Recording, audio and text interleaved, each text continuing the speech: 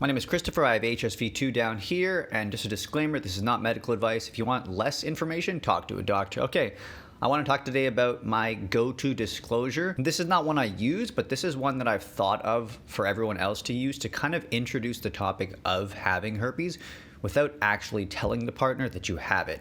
I think this one can be beneficial to gauge a response until you build up to an actual disclosure. So I guess the circumstances of this would be like maybe talking about health in general, or talking about sex, or talking about just general topics. And you want to frame your topic, I guess, bringing up the topic as this, like, hey, partner over there, or partner here, I need your advice on something. My friend and I are having this debate. They don't think that cold sores are herpes, but I know they are.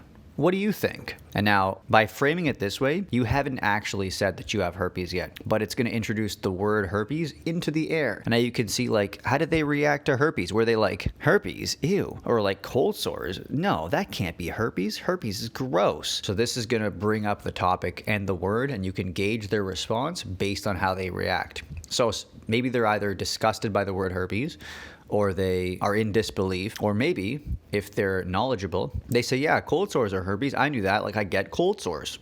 And maybe that'll just like have them reveal that they have oral herpes to you. Now, if you have HSV1 down here, you could be like, hey, did you know that like people can have like cold sores transferred to their genitals, can turn to genital herpes? And they're like, whoa, that's crazy, really? And then you can kind of like introduce this sort of topic, but you haven't actually told them that you have herpes yet. And then if you do have HSV1 down here, you could be like, that's what happened to me. I at some point have to tell you about this. And like you can kind of go from the perspective of like a knowledgeable, educated disclosure, as opposed to being like, I have to tell you this. You could be like, yeah, like I ended up with that. And then you can talk about how HSV1 genitally is probably going to have like less shedding, and it's less frequent outbreaks over time, sort of thing. And it's typically less to deal with than if it was HSV2. But HSV2 is a walk in the park regardless. Now, if they kind of give you a weird judgmental reaction to like, ew, herpes, like, no, you can then gauge like, is this someone you want to eventually disclose to if their perspective is kind of like shocking.